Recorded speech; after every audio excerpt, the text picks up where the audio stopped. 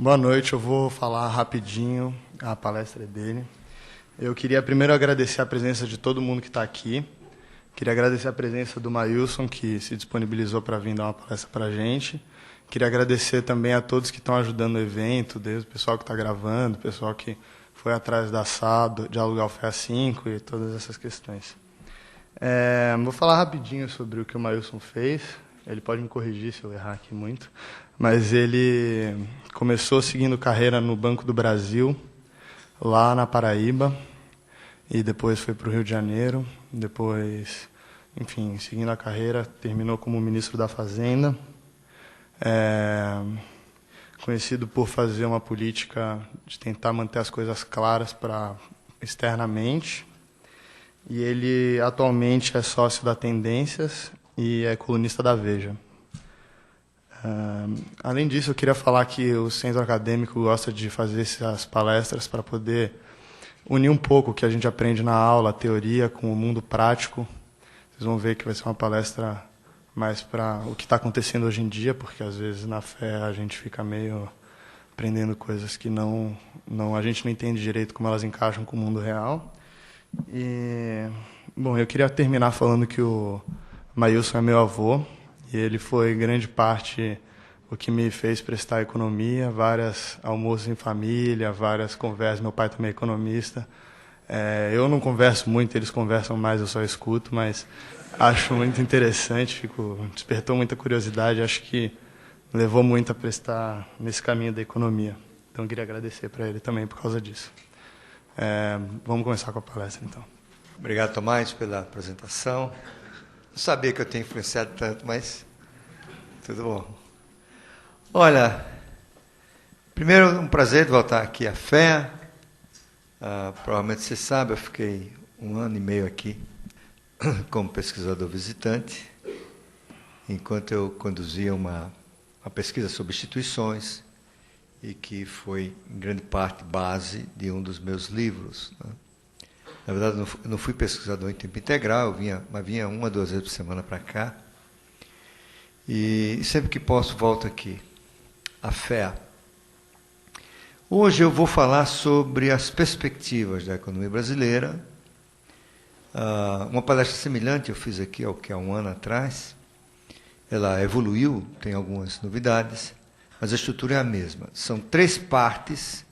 Uma parte é uma análise da economia mundial, do que está acontecendo agora, a crise, não é? Quais são as perspectivas, quais são os riscos da economia mundial e seus efeitos eventuais no Brasil. Depois eu vou falar sobre a conjuntura, essencialmente uma crítica à política econômica do governo. E aí a terceira parte é explicando por que o Brasil não vai virar a Argentina, né? Essencialmente porque o Brasil tem instituições. Instituições, na definição mais usada, que é do professor Douglas North, né? A regra do jogo, a gente vai conversar sobre isso daqui a pouco. Bom, vamos começar com a economia mundial. Vamos lá? Olha, a economia mundial tem 3 focos de atenção hoje. Do que acontecer nessas áreas sob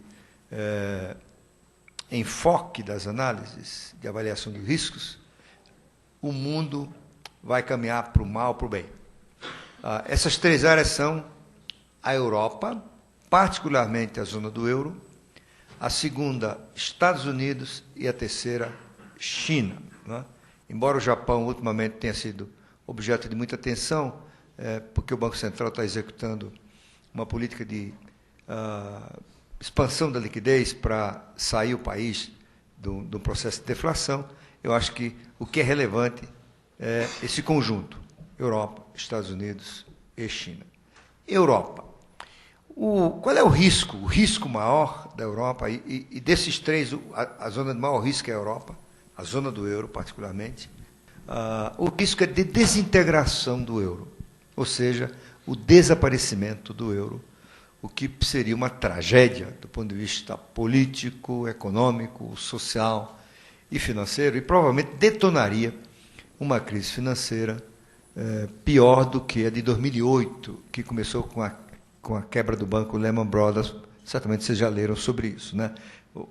a crise atual que a gente está vivendo, né? Já tem 6 anos, começou com as hipotecas, o problema da inadimplência das hipotecas subprime nos Estados Unidos, mas o seu auge e a sua gravidade estão associados à quebra do Banco Lehman Brothers em setembro de 2008. Muito bem. A pergunta que tem que ser respondida, o euro vai se desintegrar? Suponha que o euro se desintegre, que a Grécia saia, a Itália, a Espanha, enfim, deu um rolo lá. Não é? Isso gera uma catástrofe financeira, porque a zona do euro ela é muito integrada hoje, e os bancos de um país emprestam a clientes de outros. Por exemplo, se a Grécia quebrar de vez, a Grécia já quebrou, mas se ela quebrar e sair do euro, isso pode levar à bancarrota alguns bancos europeus. Por exemplo, os bancos portugueses têm na Grécia empréstimo equivalente a 5% do PIB português. Os bancos portugueses quebram. E como não existe na Europa mecanismos de atuar nas crises bancárias, o governo português tem que socorrer os bancos e ele quebra também. Como os bancos espanhóis estão muito expostos aos bancos portugueses, os bancos espanhóis quebram. Isso se alastra, quebram os franceses, os alemães. Né? Na verdade, esse banco não desaparece, não entra em colapso, porque os governos vão salvá-los. Né? Mas isso será uma catástrofe. Muito bem. Por que esse cenário é o menos provável? Não estou dizendo que não vai acontecer, mas é o menos provável. Porque tem muita coisa em jogo na Europa. O euro não é apenas a moeda única. O euro é parte de um longo processo de integração europeia, que tem a ver com Hitler, digamos assim, né?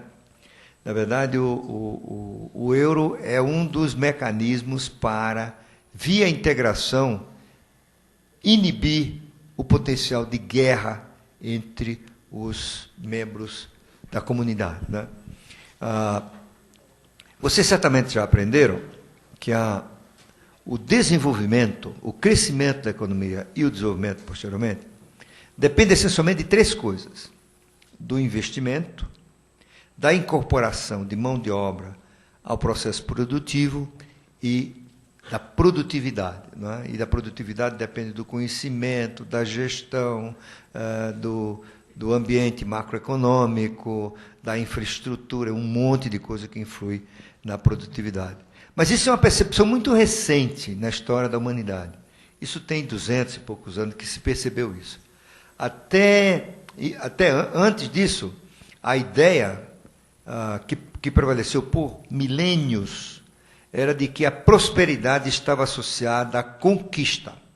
Então, um país ficava próspero se ele fosse capaz de reunir, de mobilizar recursos financeiros e humanos para a atividade de conquista.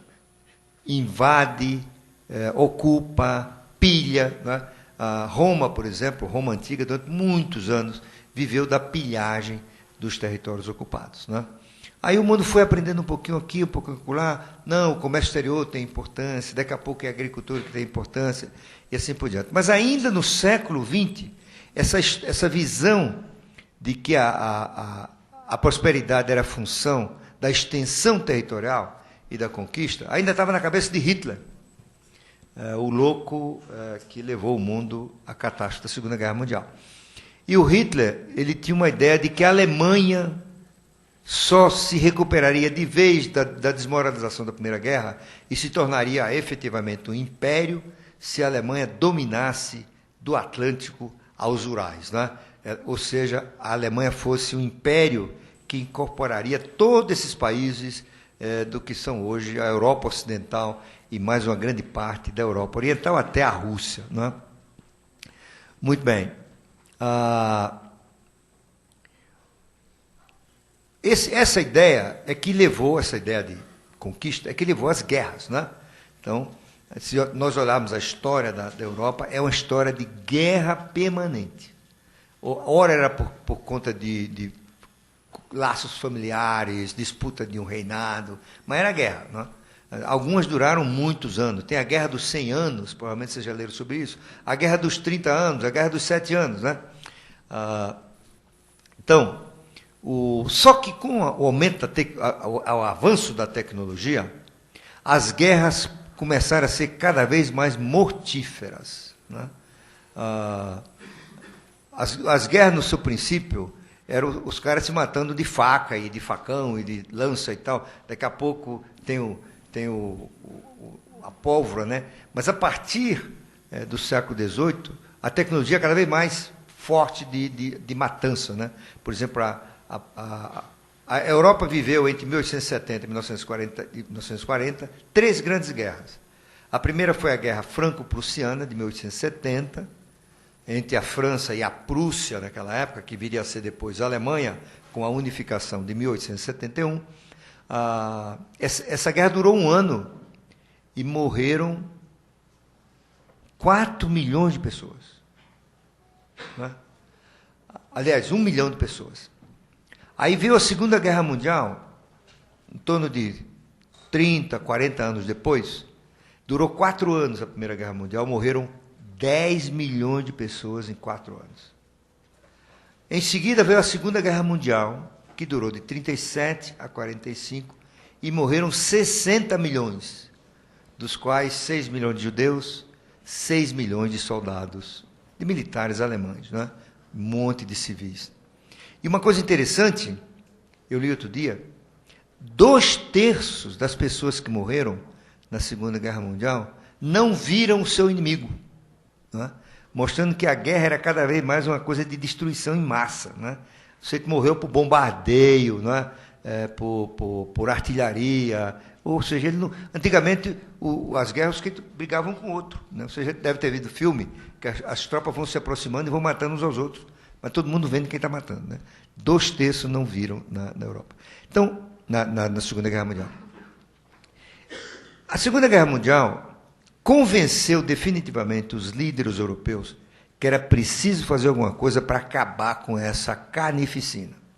Essa ideia já vinha sendo acalentada desde a Primeira Guerra Mundial, que era de integrar os países. Ou seja, quando todas as economias se integrarem e os países tiverem um destino comum, que é o da prosperidade, do bem-estar, da democracia, do respeito aos direitos humanos e assim por diante, a guerra perde a razão de ser. E aí, terminada a Primeira Guerra Mundial, em 1945, já em 1948, os líderes europeus se reuniram em Haia, na Holanda, e estabeleceram os princípios do que viria a ser a integração europeia. Um desses princípios era a perda parcial da soberania. Cada país cederia um pouco de sua soberania para entidades supranacionais em benefício do bem comum. A primeira organização com esse objetivo surgiu em 1952, foi a Comunidade do Carvão e do Aço. Desculpa. A França e a Alemanha brigaram muito, mas muito. A França, a Alemanha e a França e a Inglaterra. As maiores guerras são entre esses 3 países. E a França e a Alemanha brigaram muito por causa de carvão, por causa de minério de ferro, por causa do aço, né? Então, uma prova de que era possível a convivência no pós-guerra era fazer uma comunidade do carvão e do aço, em que não houvesse fronteira entre os países que fossem signatários desse tratado, que eram a Alemanha e a França, os líderes desse acordo, mais a Bélgica, a Itália, Luxemburgo e Holanda. Esses mesmos países, em 1958, assinaram o Tratado de Roma, que dá início ao processo amplo de integração europeia. Né?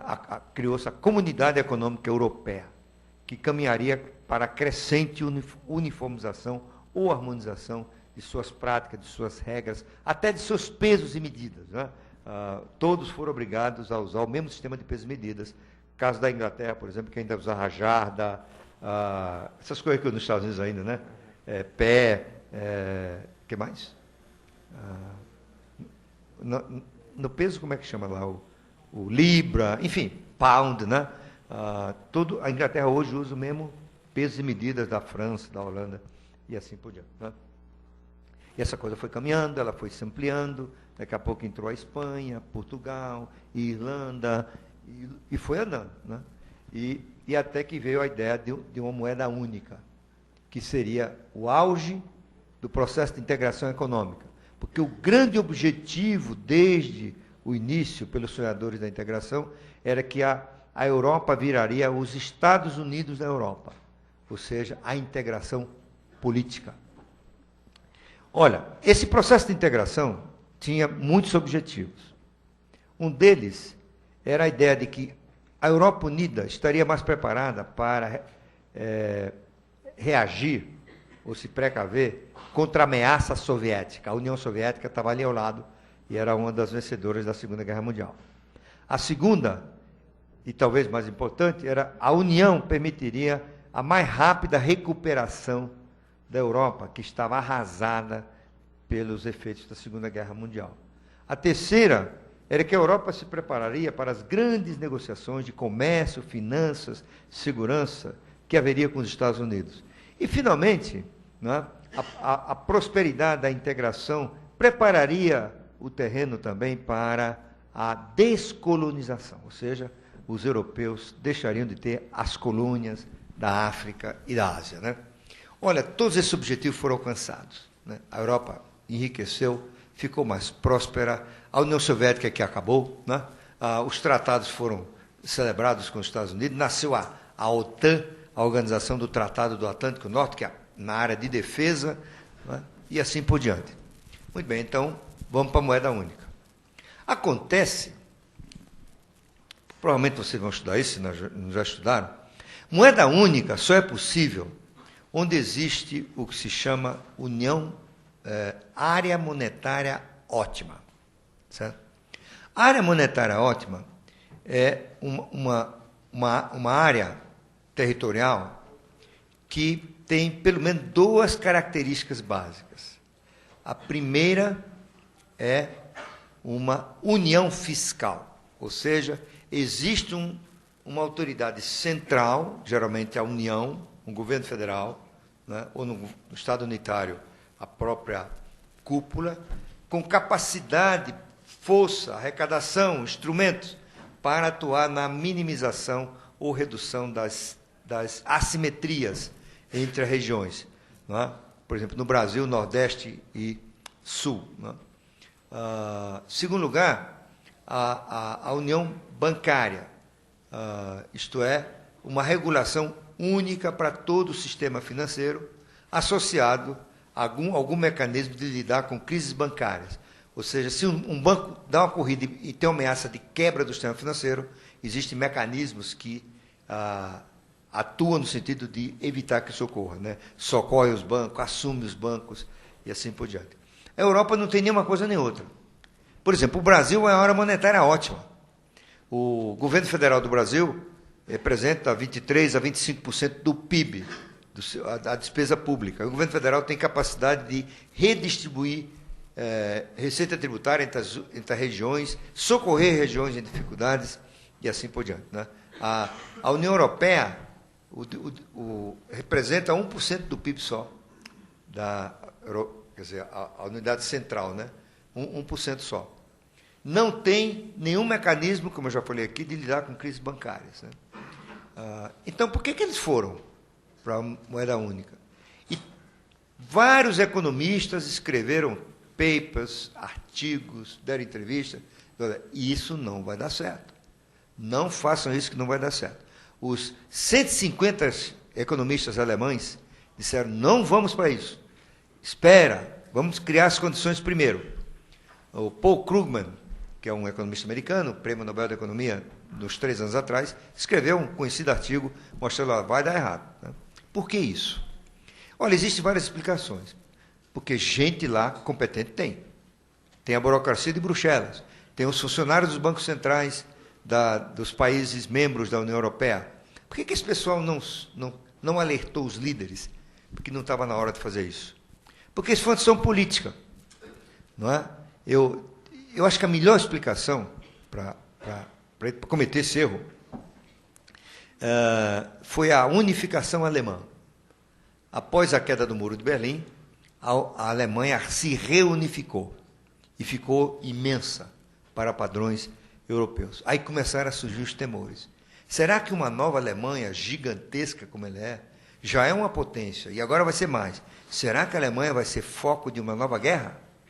Porque a Alemanha esteve no centro das 3 grandes guerras europeias que a gente falou aqui. O presidente Mitterrand, da França, teria tido um encontro com Margaret Thatcher, na época primeira-ministra da Inglaterra, do Reino Unido, e ele teria falado para ela: eu estou me sentindo em 1937. 1937 é o ano do início da Segunda Guerra Mundial, quando a Alemanha invade a Polônia, em setembro de 1937. Não é? E aí o presidente Mitterrand fez uma declaração bombástica. Diz assim: olha, a França apoia a reunificação alemã desde que os alemães concordem em antecipar a vigência da moeda única. E os alemães, mais que depressa, os alemães sempre carregaram um sentimento de culpa, assim, né? Porque terem sido causadores daquele desastre da guerra. E o primeiro-ministro, o chanceler da Alemanha, era um cara chamado Helmut Kohl. E ele fez uma declaração mais bombástica ainda. É isso mesmo, vamos lá. Porque nós não queremos uma Europa alemã. Nós queremos uma Alemanha europeia. Buta a frase, não? Aí foi lá e vamos em frente. E foram. Né? E agora, e as assimetrias? Não, isso vai convergir. Era uma furia geral. Né? Vai convergir, vai dar certo. Vai que vai dar certo. Né? Tinha por exemplo, a Grécia não tinha a mesma produtividade da Alemanha, a Itália também não, a Espanha também não. Então era problema que não era na frente desse problema. Né? Mas não, o que aconteceu? No começo deu tudo certo, porque a taxa de juros caiu em todos os países. As taxas de juros refletiam diferentes riscos de cada país. Claro, a taxa de juros na Grécia, digamos, era o dobro da taxa de juros na Alemanha. Mas os mercados erraram na avaliação, porque eles começaram a olhar que a moeda da Grécia agora era a mesma da Alemanha. Logo, o risco é o mesmo. Né? E não era. A gente depois foi ver que não era. Né? Então, a taxa de juros caiu dramaticamente na Grécia, um pouco menos na Itália, na Espanha. A expansão do crédito foi fortíssima. Os gregos foram às compras, crédito para comprar carro, casa, viajar. Os gregos já começaram a pensar que tinham virado alemães, entendeu? Então foram lá, na euforia, aí começaram a se endividar e aí deu no que deu. Né? Deu no que deu e agora não tem mais como recuar. Né? Você tem... Quando não tinha a União Europeia, quando um país enfrenta desequilíbrios, particularmente de balanço de pagamentos, ele recorre à desvalorização de sua moeda. Né? Com a desvalorização de sua moeda, 2 coisas acontecem. Primeiro, o salário real em dólar cai. Segundo, os produtos nacionais ficam mais competitivos no exterior e os produtos importados ficam mais caros no país. Né? Então, isso ajusta o balanço de pagamentos e muda, muitas vezes, o sinal da balança comercial. Quando não é possível desvalorizar a moeda, o ajuste tem que ser feito pelo que os economistas chamam deflação interna. Ou seja, tem que cair o custo do salário, o custo das empresas, o custo da infraestrutura. É um processo muito mais lento, mais difícil, mais demorado. Né? Esse é o problema atual da Europa. Né? A Grécia e a Itália, muita gente tem que encolher, rever benefícios e uma série de coisas. Né? O que vai ficando claro é que a Grécia tem que fazer um ajuste gigantesco, porque a Grécia tem até muitos pecados do Brasil, sabe? De corrupção, ineficiência no setor público. Por exemplo, alguém descobriu outro dia que a rede ferroviária da Grécia tem mais funcionário do que passageiro, sabe? Então, realmente é uma coisa impressionante. Descobriram agora, vocês provavelmente leram sobre isso, tem uma ilha grega que metade da população é de cegos. E aí alguém resolveu investigar. Um jornalista foi lá, como é que pode, né? Tem uma doença específica dessa ilha. Aí ele pegou um táxi e perguntou, aqui todo mundo é cego? O taxista disse, eu também sou cego. Eu disse, como você é cego? Sou. Né? Mas o senhor está dirigindo? Não, eu sou cego no papel. O que acontece? Tem uma lei grega que diz o seguinte, a aposentadoria aumenta se a pessoa é cega. Entendeu? E aí foram arranjando atestado de saúde, fulano é cego, fulano é cego, fulano é cego, para ter um aumento de aposentadoria. Tem problema desse tipo. Claro, o cara vai ter que devolver isso, né? Imagina os problemas que dá. Aí os caras vão para a rua, protestam, aí tem que achar um culpado. O culpado é a FMI, né? O culpado é a Angela Merkel e tudo mais. São os protestos de rua. E natural que aconteça, porque o cara já tinha aquilo como certo. Como é que vai fazer tirar agora deles, né? Enfim. Olha, a saída simples seria o seguinte, olha, a Grécia sai da União Europeia, ela restabelece a dracma, que era a moeda dela, desvaloriza a dracma e ela fica mais competitiva e se ajusta. Só que não é tão simples assim como eu falei aqui, né? Você quebra o sistema todo. Então, não tem mais jeito. Como disse a revista The Economist, pensar que é possível retornar às moedas antigas da Europa é a mesma coisa que imaginar ser possível devolver a pasta de tubo ao dente. Desculpa, a pasta de dente ao tubo. Não é? Você apertou, saiu a pasta, não tem como mais voltar, pô, né? Então a Europa, esse é o drama da Europa. Será que esses caras vão aguentar? Eu acho que vão fazer tudo para aguentar, né? É muito complicado, a insatisfação social é grande, as animosidades começam a aparecer, a Merkel aparece na Grécia vez por outra vestida de Hitler, né? A percepção é que a Alemanha que está infligindo custos para os outros países, enfim, tem todo esse problema lá, né? Mas eu acho que eles sabem que o preço é grande e é preciso pagar. Resumindo, a probabilidade maior é de o euro sobreviver, a não ser por um acidente, e o preço a pagar será um longo período de baixo crescimento na Europa. Ponto. Passamos lá para a Europa. Desculpa. Muito bem. Agora vamos para os Estados Unidos. Olha, Estados Unidos estão em pleno processo de recuperação. Como vocês sabem, os Estados Unidos são uma economia muito flexível, muito inovadora, pouco rígida em questões trabalhistas, por exemplo, né? É relativamente simples uma demissão nos Estados Unidos. Por isso que as exceções nos Estados Unidos costumam ser curtas, porque demite, rapidamente cai o emprego, rapidamente se ajusta a economia e rapidamente em seguida se recupera o produto e o emprego.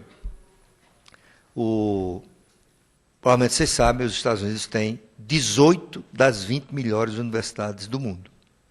A produção científica americana é igual à do resto do mundo junto, né? E é o país que mais registra patentes. Então, todas as indicações são de que a economia americana está em recuperação, né? Que lá tem um dado ruim, um dado dúbio, mas isso é próprio do processo de recuperação. E tem duas coisas importantes que estão mais ou menos se consolidando. A primeira é a confiança. A confiança está se restabelecendo. E a confiança é fundamental para o consumo. E essa confiança está associada a um processo de desalavancagem, ou seja, as famílias americanas pagaram suas dívidas em grande parte, não é? E agora estão se preparando para uma nova onda de endividamento e de consumo. Então, a confiança é fundamental, porque é parte desse processo. Em segundo lugar, o mercado imobiliário americano está se recuperando. Em todas as exceções americanas, quase sem exceção, o mercado imobiliário é o primeiro que se recupera, porque o estoque de casas começa a cair, as pessoas vão comprar mais casas, começa a construção de novas, e a construção civil anima, tem efeitos para frente e para trás, e anima toda a economia, né? Já se fala que a economia americana pode crescer em torno de 2% este ano, talvez 2,5% no próximo, talvez 3,5% em 2015. Né? Então, esse lado é bom para o Brasil, como a gente sabe, né? Ainda 20% das nossas exportações, mais ou menos, ainda vão para os Estados Unidos. E a China? Olha, dá um próximo aí. A China, o cenário mais provável é de um pouso suave. A China dificilmente tem condições de continuar crescendo a 12% ao ano, como eles vinham crescendo. Né? Por exemplo, crescendo a 12% ao ano, a China quadruplicou a economia deles nos últimos 12 a 15 anos. Né? Então, porque a grande fonte de dinamismo da economia chinesa vai tender a perder força. Uma delas é a transferência de mão de obra do campo para a cidade. Um verdadeiro exército, né, de reserva que vai para a cidade. E tem vários episódios de ganhos expressivos de produtividade com esse processo de migração. Porque o trabalhador, ele sai do campo e para a cidade, a produtividade dele aumenta muito. Porque ele trabalha no campo, ele não conversa com ninguém, não tem máquinas mais avançadas. Na cidade, ele entra em ambientes mais organizados, né? A gestão é diferente, ele acaba estudando mais, ele fica mais produtivo. Então, muitos países, a China vai passar agora pelo que se chama armadilha do país de renda média, né? Ou seja, você tem o seu dinamismo associado a um processo de migração campo-cidade, em algum momento isso se esgota, né? E você tem que renovar o dinamismo, geralmente através da inovação. E a China provavelmente vai passar por esse teste. O Brasil não passou. O Brasil teve um forte crescimento no período 68, 73, e depois entrou em crise, porque não foi capaz de gerar um novo dinamismo, né? E a China vai gerar porque ela está se tornando também uma economia inovadora. E a China é um grande êxito de educação, né?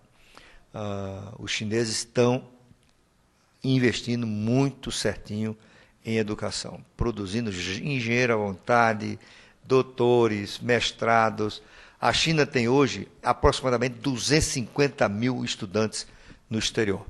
Metade dos estudantes de pós-graduação nos Estados Unidos são chineses, para você ter uma ideia. E esses caras não vão para balada, ficam o tempo todo estudando, né? Tem uma pressão interna, as famílias querem que eles sejam vencedores, ele tem que votar muito bons para a China. Alguns ficam até nos Estados Unidos, né? Então, tudo indica que a China não vai ter o dinamismo, novamente eu falei aqui, de 12%, mas vai crescer 7%, 7,5%, né? Talvez desacelere para 6%, mas mesmo que a China cresça 7%, e a nossa projeção para esse ano é algo como 7,5% a 8%, se a China crescer 7% só, crescer 7%, isso equivale a crescer 28% há 12, 15 anos atrás, porque a economia deles quadruplicou, certo? Então, eu acho que o cenário mais provável para a China é de um pouso suave e não de um pouso forçado. Uma desaceleração, eles continuam a crescer ainda por longo tempo. Grande incógnita na China é se eles vão caminhar para ser uma sociedade democrática. Não há exemplo de uma sociedade próspera, permanentemente próspera, que não seja democrático, né? Porque a China está criando uma classe média gigantesca. O cálculo é que a classe média chinesa já é mais ou menos 350 milhões de pessoas, né? E essa classe média começa a ter carro, casa, filho para estudar, né? Aspirações, ela começa a querer participar. E a participação é inerente ao sistema democrático. O autoritarismo é muito infenso à participação. Esse choque vai, de alguma forma, ser a fonte, provavelmente, de caminhada para a China, para uma democracia, ou para um problema muito sério de redobrada do autoritarismo. Muito bem. Portanto, o cenário de pouso forçado não é o mais provável na China. Tem um economista, eu acho que ele é turco, mas ele ensina nos Estados Unidos, chamado Nouriel Roubini. Dizem que foi ele que previu a crise de 2008. Não tem nada provando isso, mas ele faz questão de insinuar que foi ele que previu a crise, né? E agora ele está dizendo que a China vai despencar. Ele já escreveu uns 2 papers dizendo que a China vai para crescer 3%, 4%. Pode ser que acerte. Não é o cenário mais provável, mas pode ser que ele acerte. Porque, como a gente sabe, um relógio analógico quebrado acerta a hora 2 vezes por dia, como a gente sabe, não é isso? Então, pode ser que ele acerte. Não é o mais provável. Muito bem. Esse é o panorama mundial. Eu diria, o mundo hoje está menos arriscado do que ele estava há 1, 2 anos atrás, com o medo da ruptura na Europa. E, claro, tem um problema sempre imponderável da Silva, como se diz, né? Uma guerra. Mas se você isolar questões geopolíticas e olhar só para as questões econômicas, eu acho que o mundo está mais seguro hoje do que estava há 2 anos atrás. A economia mundial começa um processo de mais lenta recuperação, talvez já cresça esse ano mais que o ano passado, 3,5%. Vai demorar a chegar, se é que se chega ao período pré-crise, quando a economia mundial crescia acima de 5%, mas já vai para 3,5% este ano, contra 3,2% do ano passado. Né? Próximo. Para o Brasil, esse cenário externo, portanto, não é tão preocupante quanto era. Né? Quais são os riscos? A desintegração do euro. Não vai acontecer, provavelmente. Segundo, o ajuste fiscal americano. Será que o chamado abismo fiscal americano vai desacelerar a economia? Olha, esse negócio já está entrando em vigor há 1 mês ou 2, até agora não é tão feio quanto se esperava. Né? Inclusive, o déficit público americano está diminuindo, talvez por conta dessas medidas, né? De corte compulsório de gastos, que foi uma exigência dos republicanos que aprovaram uma lei nesse sentido. Muito bem. E a China, se a China despencar. E a China é, hoje, o maior mercado de produtos do Brasil. Né? A China é o primeiro parceiro comercial do Brasil. A China, há 10 anos atrás, era quase um traço nas exportações do Brasil. Agora representa 18% de todas as exportações, já são primeiros, já passaram os Estados Unidos. Os Estados Unidos, eu falei 20%, mas deve estar em 15%, 16% aqui. Muito bem. Esse é o panorama mundial. E no Brasil, como é que nós estamos? Vamos lá. O Brasil tem uma nova política econômica.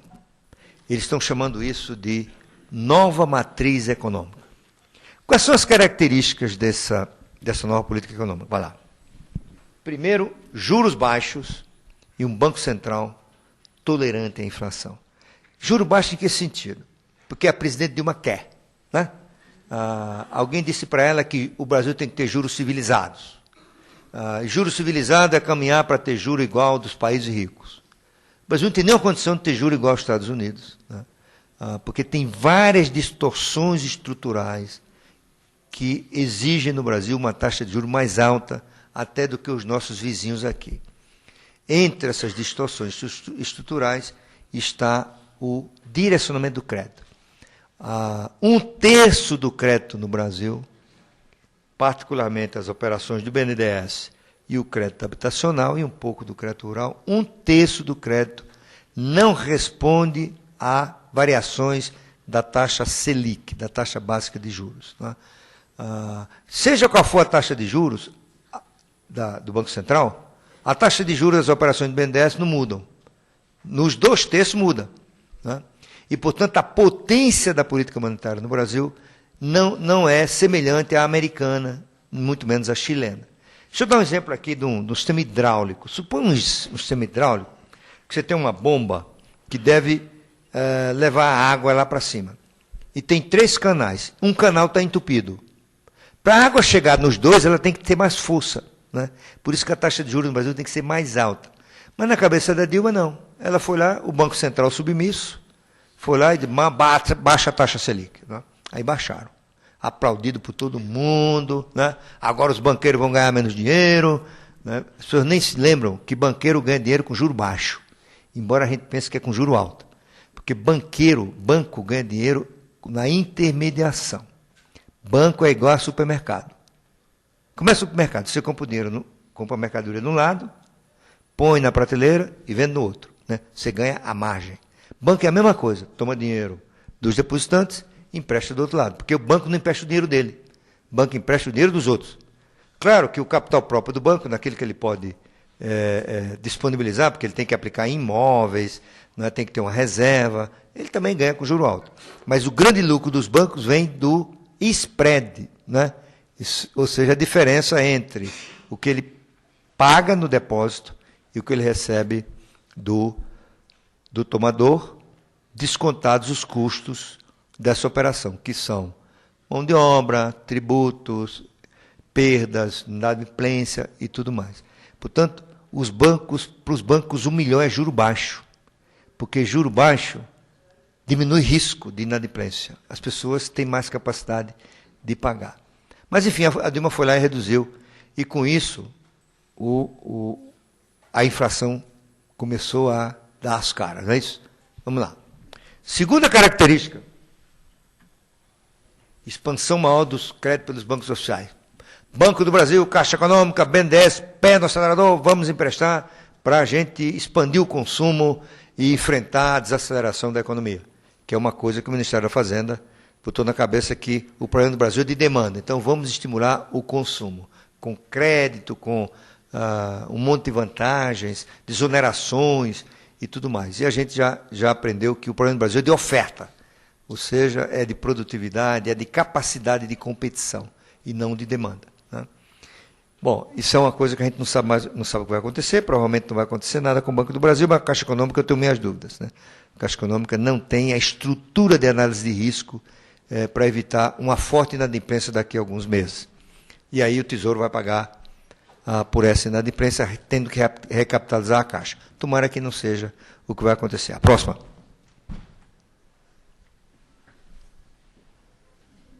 Criatividade nas contas públicas, contabilidade criativa. Ou seja, o governo anuncia assim, o superávit primário é de 3,1% do PIB. Mas eu vou descontar isso, vou descontar aquilo, vou descontar aquilo, vou descontar aquilo. Pô. Não é? Olha, isso é uma tolice. Impressionante como eles mantêm isso. Né? Porque é tão transparente, as pessoas percebem. Tá? E vão fazendo outras contas. Por exemplo, lá na nossa empresa, Tendências, a gente tem o superávit efetivo Tendências. A gente desconta um monte de coisa que eles estão descontando para saber qual é realmente o que vai acontecer. Deixa eu contar um pouquinho de história para vocês. Essa história de não considerar os excessos ou descontar para obter o superávit primário, isso veio de um problema dos anos 80, que a Europa também está sofrendo agora.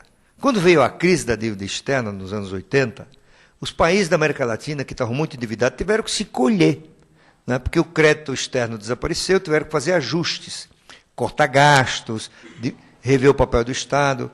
E aí começou a aparecer um problema, é que os países tinham dificuldade de cortar gasto naquela... Eu me comprometo a cortar, sei lá, 1% do PIB, 2% do PIB de gasto. Começou-se a ver que ele cortava só gasto corrente. Desculpa, não cortava gasto corrente, cortava gasto de investimento. É fácil de entender. É mais fácil você adiar a construção de uma ponte do que tirar benefício de servidor público, cortar alguns programas sociais e assim por diante. Né? Então, começou-se a perceber que o ajuste se dava no investimento. E menos investimento, menos potencial de crescimento, maior dificuldade de voltar a crescer. E o FMI começou a ser acusado por isso, né, de ter programas que diminuíam, agravavam o problema do baixo crescimento, e eles começaram a pensar numa coisa, escuta, se vocês, países que estão comprometidos a dar um superávit primário, vamos dizer, de 3% do PIB, superávit primário você sabe o que é, né? Todo mundo sabe o que é o superávit primário? Alguém quer explicação? Hein? Olha, superávit primário é o seguinte. A imprensa encontrou uma expressão muito legal. Superávit primário é a economia que o governo faz para pagar juros. Não é bem isso, mas é mais ou menos isso. Né? Ou seja, supõe o seguinte, o governo arrecada 100 e gasta 110. Desses 110, digamos que 12 sejam juros. O que o governo faz? As outras despesas, vamos chamar de despesas primárias, tem a despesa financeira, que são os juros, e as despesas primárias, que são as não financeiras. Suponho que o governo faz o seguinte, em vez de 100 que eu arrecado, em vez de gastar os 100, eu vou gastar só 90. Então, ele gera um superávit de 10, porque receita é primária, despesa primária de 90, eles geram um superávit primário de 10. Né?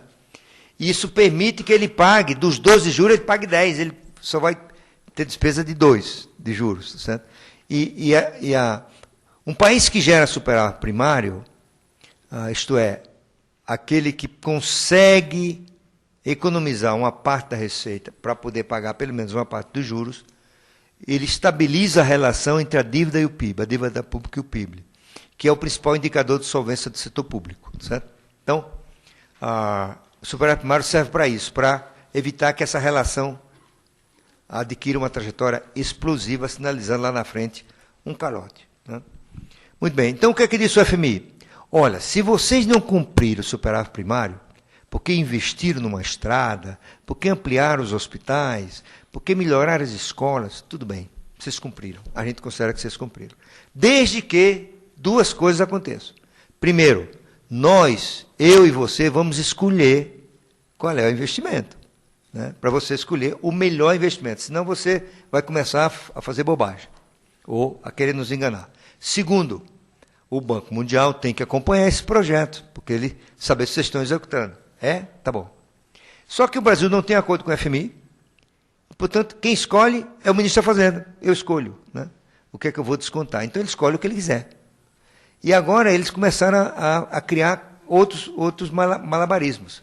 Dizer o seguinte, olha, o governo pega dinheiro no mercado, paga hoje 7,5% ao ano, empresta ao BNDES a 5, 4, digamos assim, a 4. Portanto, o governo tem um prejuízo.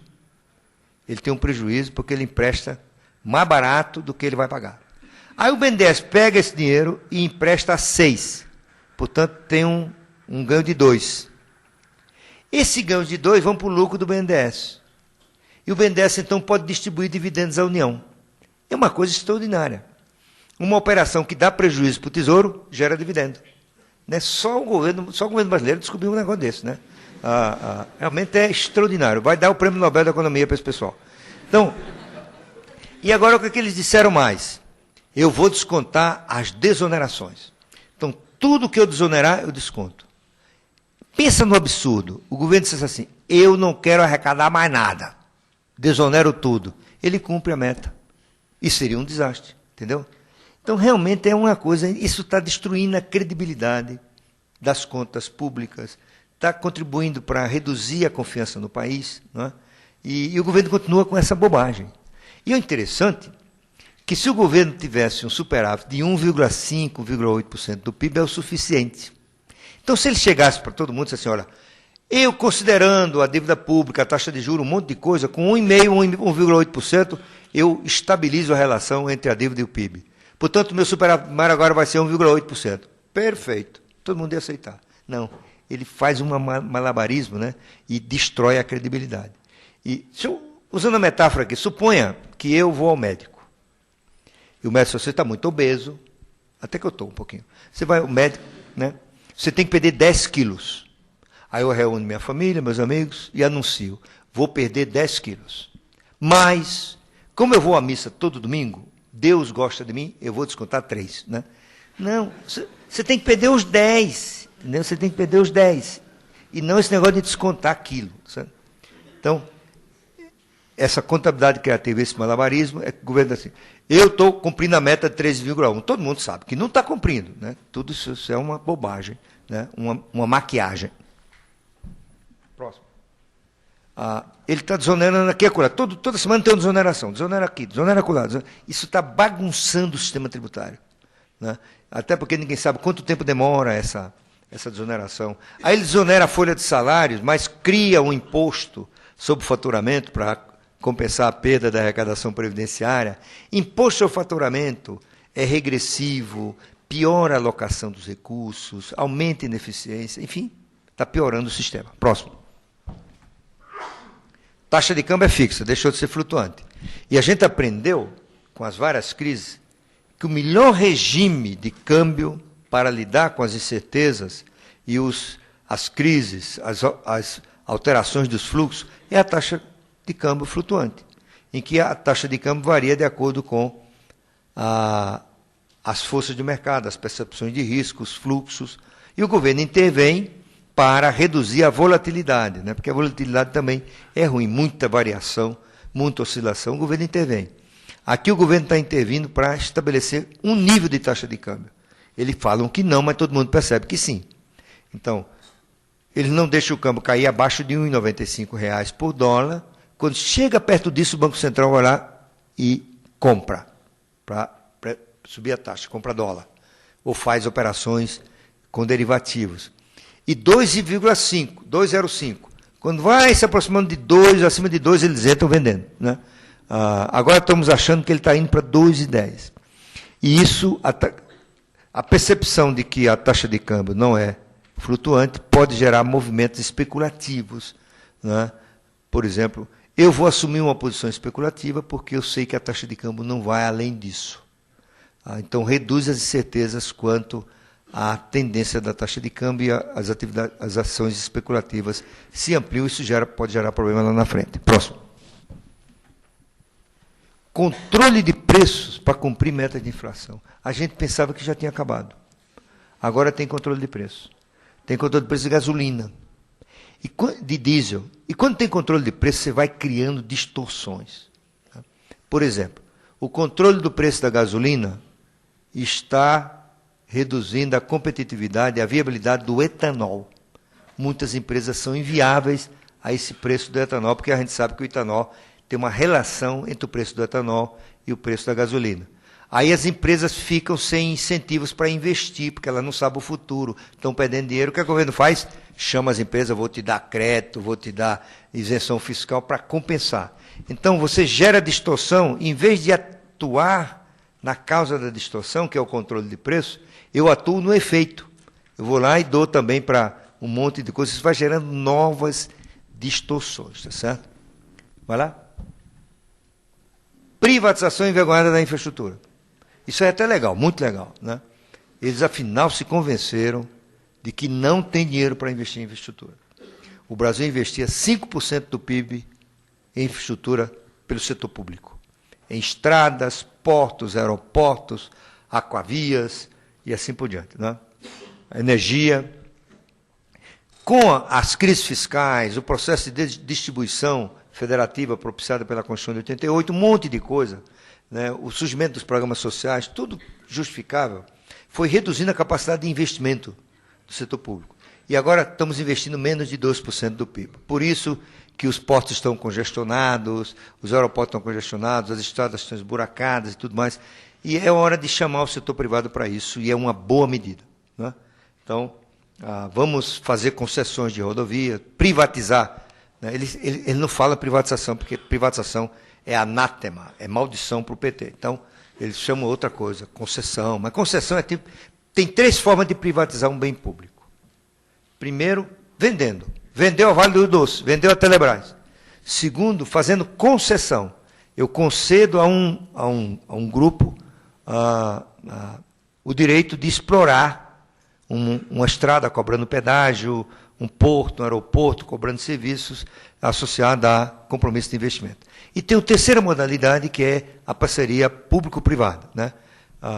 Em que são obras de infraestrutura em que o custo, o retorno social é muito mais alto do que o retorno privado do lucro.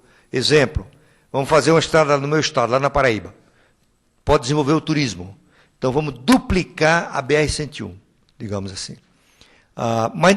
Ou vamos privatizar a BR-101, mas não tem fluxo de tráfego, né, para justificar um pedágio razoável. O pedágio teria que ser muito alto para justificar. O que é que faz o governo? Ele entra com o setor privado e ele paga um pedaço da tarifa, do pedágio, né? Porque vale a pena, porque o efeito social dessa duplicação, em termos de geração de bem-estar, né, emprego, produto, etc., compensa o gasto fiscal com o subsídio do pedágio, né, da tarifa. Muito bem. Aí, ótimo, né? A Dilma está abrindo e tudo mais, né? Só que eles têm que contentar o lado deles lá, né? O pessoal que não concorda muito com isso. E ele diz assim, não, mas a gente limita o lucro, né? Então, só pode entrar nisso se a taxa interna de retorno for de 5,5%, o que é uma estupidez, com todo respeito, né? Escuta, se você tem uma regra de julgamento da concorrência, ganha quem oferecer a menor tarifa. Eu tenho dúvida disso. Ganha quem oferecer o maior valor pela concessão. O lucro vai depender da eficiência de gestão, um monte de coisa. O governo não tem que fixar o lucro, né? É como se ele dissesse assim, olha, eu quero que vocês venham investir com uma condição, não pode ganhar dinheiro, né? Mais ou menos é isso que eles estão dizendo. Por isso que perdeu um pouco a atratividade desse tipo de investimento. Eles estão agora revendo aumentando a taxa interna de retorno. Tem que acabar com esse negócio de estabelecer a taxa interna de retorno. E, finalmente, outra característica dessa nova matriz econômica é o protecionismo, ou seja, medidas para proteger a indústria nacional, coisa que a gente já aprendeu que não dá certo. O melhor é a indústria ser submetida à competição internacional, fazer parte das cadeias produtivas mundiais e receber as condições para se tornar competitiva em termos de qualidade de mão de obra, infraestrutura e tudo mais. A gente aprendeu que o protecionismo é ruim, porque inibe a inovação, gera empresas acomodadas. E você, ao proteger uma empresa brasileira que está produzindo um componente, você pode estar prejudicando outra empresa brasileira que usava aquele componente para se tornar competitiva. Certo? Tem várias lições. A política de substituição de importações fracassou no mundo inteiro por causa disso. O governo está ressuscitando tudo isso. A proteção à indústria nacional com a escolha dos vencedores, o BNDES dá dinheiro para um, para outro, e assim por diante. Quais são os efeitos disso? Resultado, vamos lá. Primeiro, incertezas. Tem mais intervenção, tem mais instrumento. Está reduzindo o apetite pelo investimento. Por isso que o investimento está caindo. Sobretudo com intervenção do tipo que eles fizeram na energia elétrica, que destruíram o valor de muitas empresas, caíram as ações na bolsa. Essas empresas vão levar muito tempo para pensar de novo em investir. Vamos lá? A inflação está teimosamente acima da meta. A meta de inflação no Brasil já é alta, 4,5%, mas ela está sempre acima dela. E o Banco Central já anunciou que ele vai ficar feliz da vida, não se atingir a meta de 4,5%, mas se a inflação deste ano for menor do que a do ano passado. Então, do ano passado foi 5,84% no IPCA. Se for 5,83%, o Banco Central está muito satisfeito. Próximo. Piora do sistema tributário, pelo que eu falei aqui já. Essas coisas, todo dia tem uma mudança, tem uma desoneração. Próximo. Deterioração das contas externas. Isso é uma complicação. Isso é na verdade, como o governo está adotando, ou tem adotado uma política de estimular o consumo, o consumo e o investimento no Brasil, a soma desses dois, como você sabe, significa o que os economistas chamam de absorção interna do PIB. A soma desses dois é mais do que a gente produz. Então, quando a absorção interna do PIB é maior do que o que se produz, você tem que importar bens e serviços para complementar a oferta doméstica.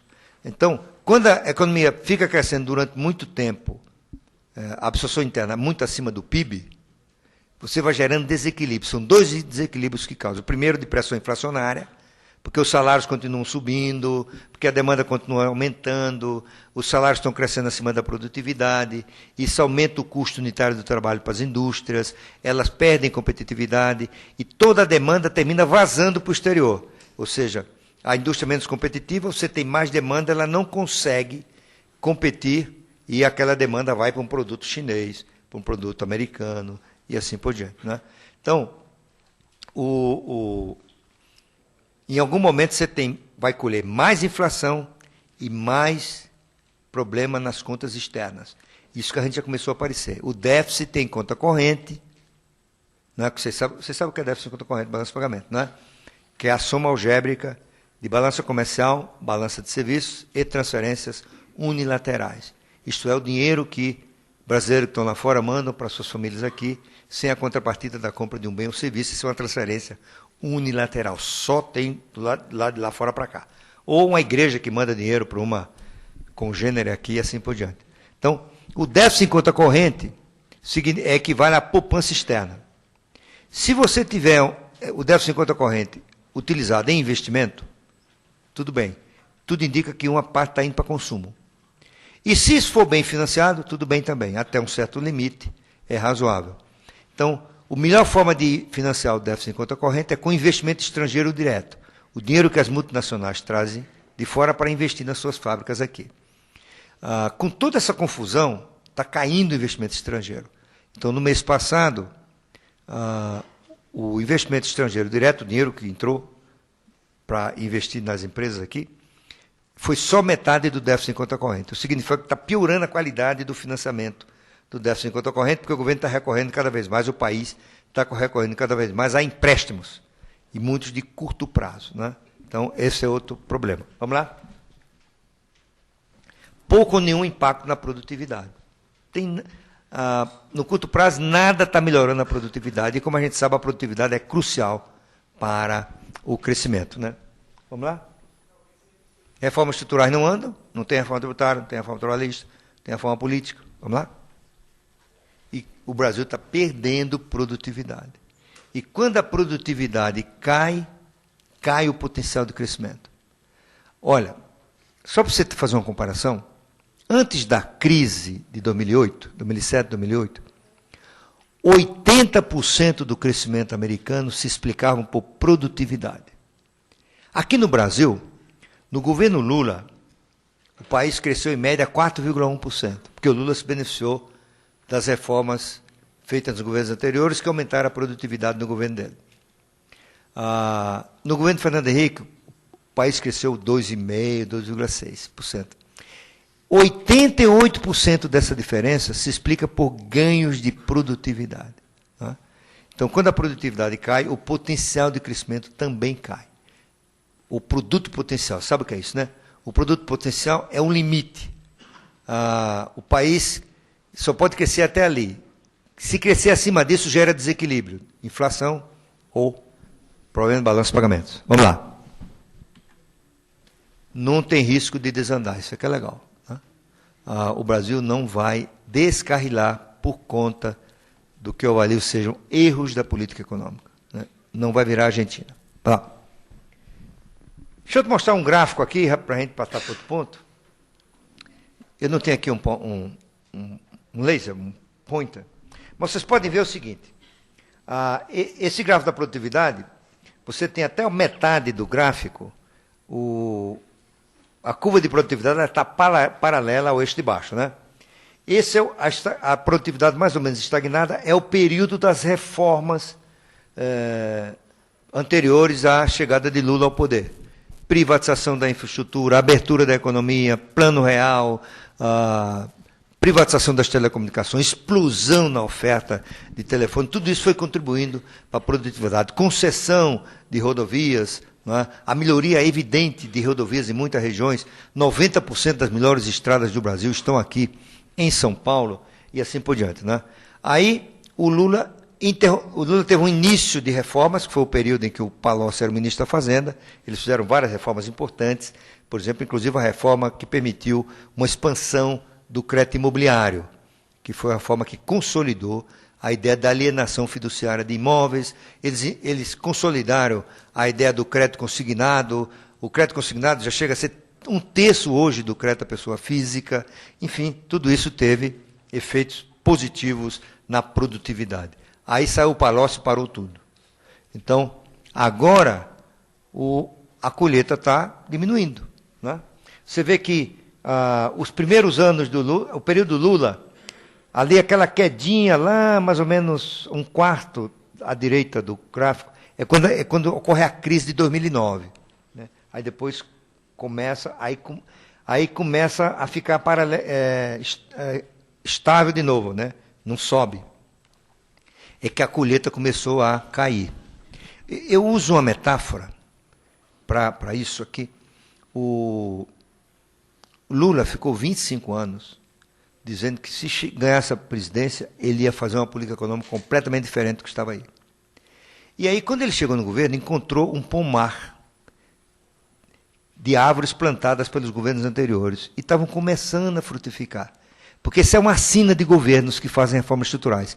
Faz para os outros colherem, né? Porque essas reformas estruturais levam tempo para amadurecer. A expectativa é que quem colhe, plante e assim por diante. Né? Você fica um processo contínuo. Né?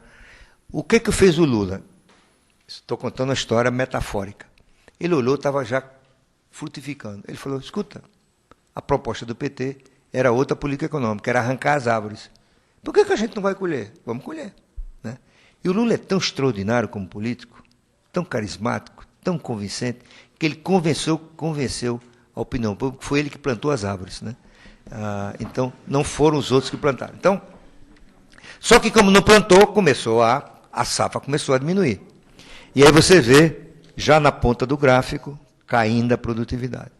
Isso significa que o Brasil está entrando num período, tomara que não seja muito longo, porque em algum momento as reformas vão ser retomadas, um período medíocre, de baixo crescimento, em que o PIB potencial, o produto potencial, deve ficar na região de 2,5%, 3%. Essa tende a ser a taxa de crescimento do Brasil dos próximos anos, aqui lá um pouquinho acima de 3%, um pouquinho lá abaixo de 3%. Tá?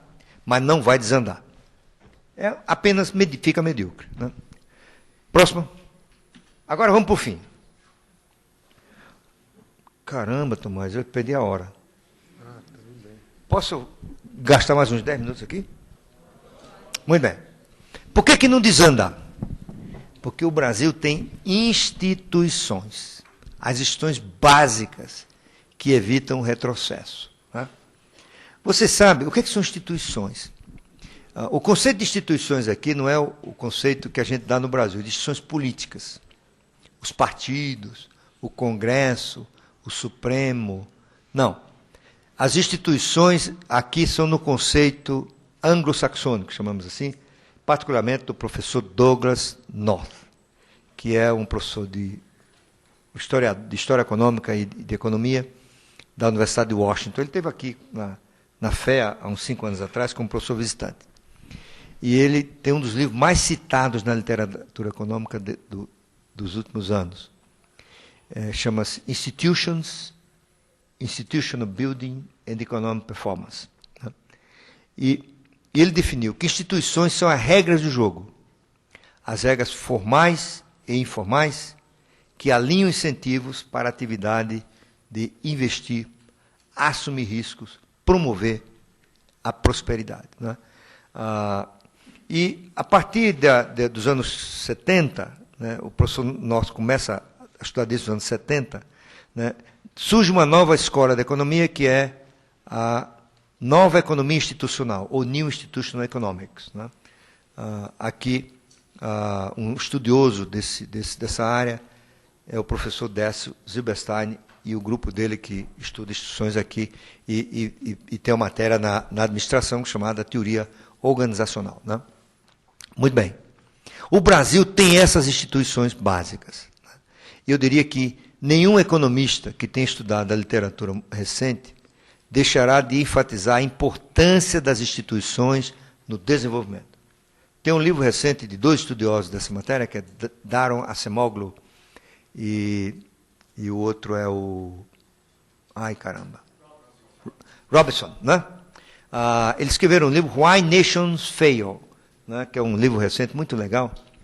E ele diz, olha, tudo tem a ver com instituições. Não tem nada a ver com geografia. Por exemplo, a Coreia do Norte e a Coreia do Sul estão no mesmo local geográfico. Né? E mesmo assim, uma é diferente da outra. O México tem várias cidades que metade é americana, metade é mexicana. No entanto, né, não é uma questão de regime político. Os coreanos do Sul e do Norte falam a mesma língua. Né? Tem a mesma cultura. Portanto, não tem nada a ver com cultura. Tem a ver com instituições. E o Brasil já criou, na minha avaliação, e desse período que eu passei aqui na FEA, eu escrevi um livro que se chama O Futuro Chegou, que é um livro sobre instituições de desenvolvimento no Brasil, em que eu defendo a tese de que o Brasil construiu essas instituições que nos protegem contra o populismo permanente. Quais são essas instituições? Vamos ler. Primeiro, democracia.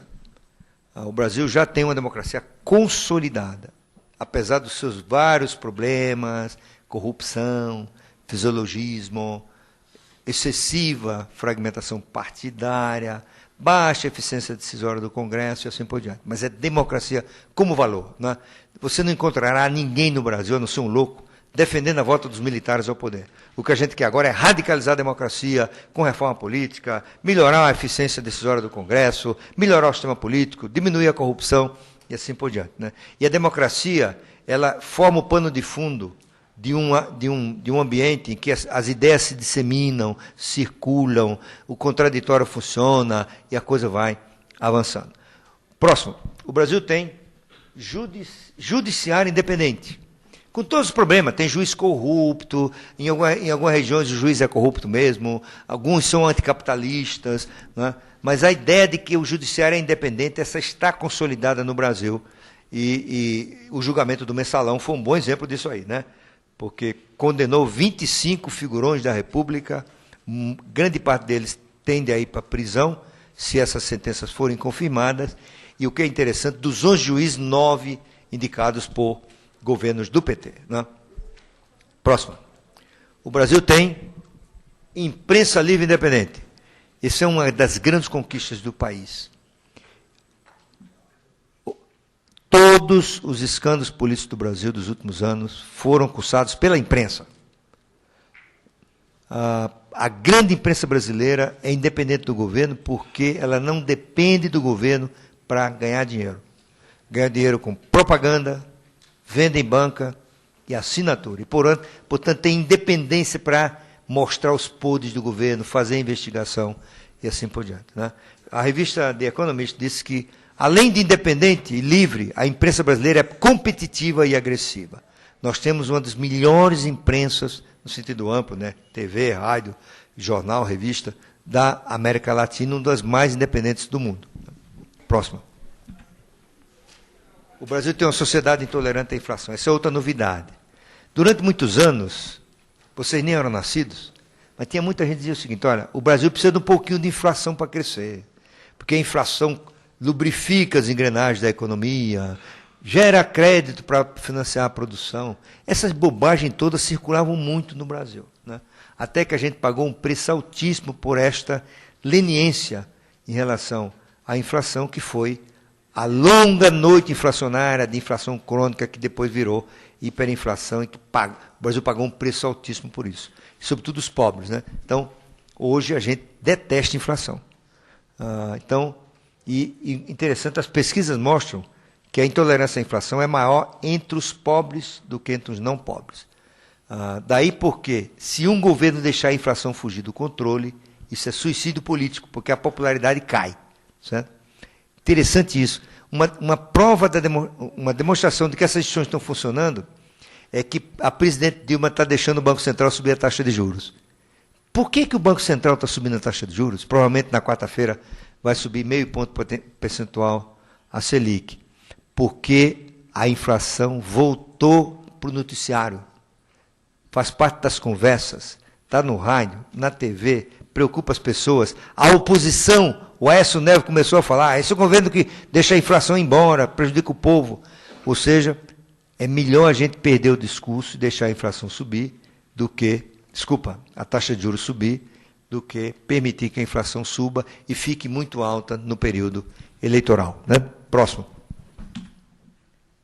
O Brasil tem disciplina de mercado. Disciplina de mercado é o seguinte, não é que o mercado manda no governo, mas os mercados sabem precificar riscos. Então, se os mercados começam a precificar um risco muito grande, o pessoal começa a ir embora, desaplicar aqui no Brasil, tirar o dinheiro do Brasil, isso termina gerando pressões sobre o governo para agir, que é o que está acontecendo com a Selic agora. Né? Todo mundo elogiando, ainda bem que chegou a Dilma, que enfrentou os bancos e diminuiu os juros, essas bobagens todas foram ditas por aí. Né? O que está acontecendo agora? Ela está aumentando a taxa de juros, porque o mercado começaram a precificar um risco maior, e isso se transfere através de ondas sucessivas para a opinião pública. Próximo. O Brasil é previsível por conta disso. Né? Você pode agora fazer cenários de longo prazo no Brasil. A tendência lá na minha empresa, a gente tem cenário de longo prazo de 10 anos. Outro dia eu recebi uma visita de uns investidores estrangeiros que queriam um cenário de 30 anos. Falou, a gente não tem como fazer 30 anos de cenário. Como é que você vai projetar câmbio, juros, né, PIB para 30 anos? Não tem como. Não queremos números, queremos tendências. Como é que vocês veem o Brasil nos próximos 30 anos em termos de regras, situação política, isso a gente tem condição de fazer já. Né? Próximo. Um país que é previsível é um país que tem capacidade de detectar e corrigir erros. Isso é que faz a diferença do mundo de hoje do mundo do passado, do mundo dos impérios, né? Do mundo dos países autoritários, do mundo dos países democráticos. Nos países democráticos, você vê os erros, tem imprensa, você pode criticar, né? Fazer artigos ir para a TV, para o rádio, para o jornal, enfim, o governo age. Né? Vou fazer uma comparação aqui do que significa. Imagina uma casa que tem uma infiltração e ninguém vê a infiltração. Aquela infiltração vai aumentando, penetra nos alicerces, ninguém conserta, um belo dia desmorona. Isto é um país sem mecanismo de detecção de erros.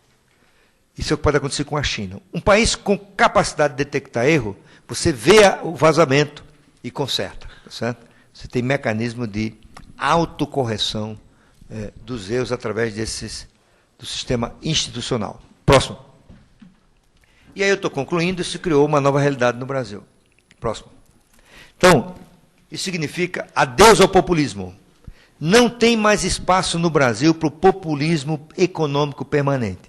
O populismo econômico, você sabe, é ação irresponsável para distribuir renda, incentivar a atividade econômica, ampliar o crédito, diminuir os juros, sem considerar os efeitos, né, que essas mudanças macroeconômicas acarretam em termos de inflação, balanço de pagamentos e, mais tarde, redução da atividade econômica. Não é? A América Latina é cheia desses exemplos. A Argentina agora, a Venezuela, né? O Brasil mudou. Isso tem uma nova. Não é só o Brasil, são outros países da América Latina que mudaram. O Chile foi o pioneiro disso aí, o Peru, a Colômbia, o México, a Costa Rica, o Panamá. Todos esses países estão construindo instituições como o Brasil. E tem a velha América Latina, populista, demagógica, desastrada, né? Essa velha América Latina é a América Latina bolivariana, né? Venezuela, Equador, Bolívia, Nicarágua e agora Argentina, né? O que é uma coisa lamentável, né? A Argentina é impressionante, é um enigma. Como é que pode um país tão rico, tão bem educado, tão homogêneo, né?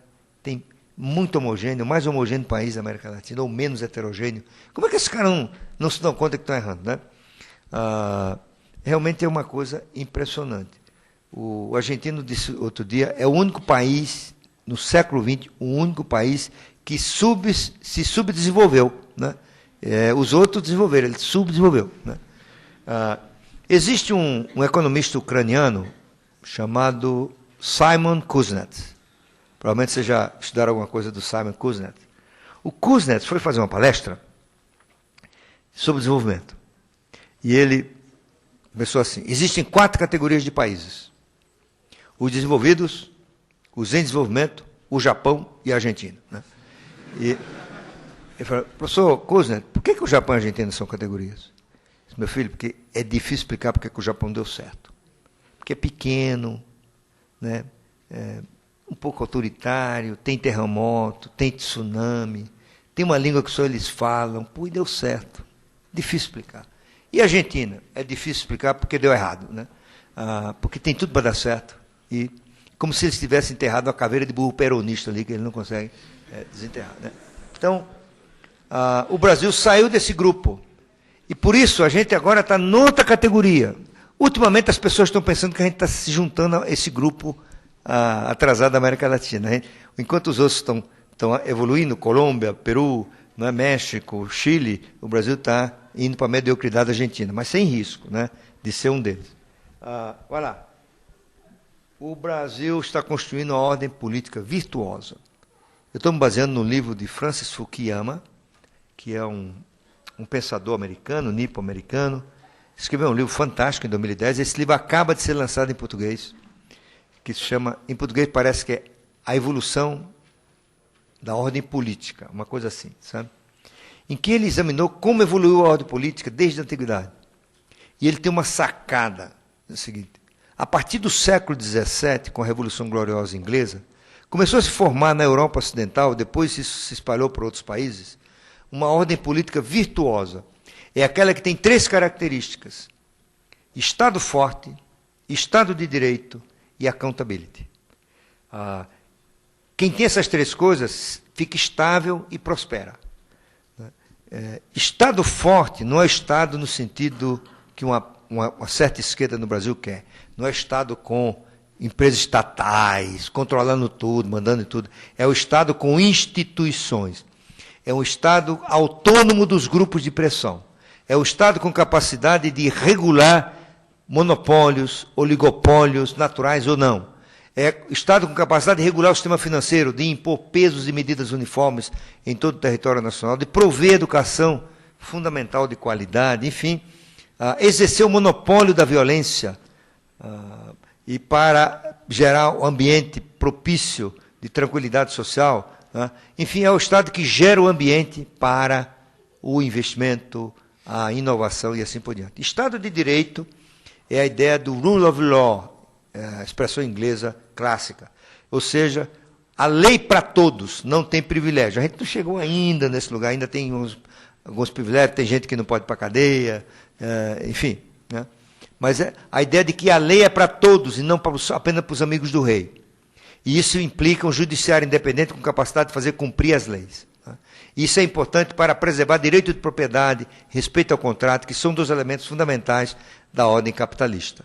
E accountability significa prestar contas, submeter-se ao julgamento periódico da sociedade. Essa é uma palavra sem tradução para o português. Não tem tradução de accountability para nenhuma língua latina. Não tem em português, não tem em espanhol, não tem em francês, não tem em italiano. Né? Mas o Brasil já tem isso.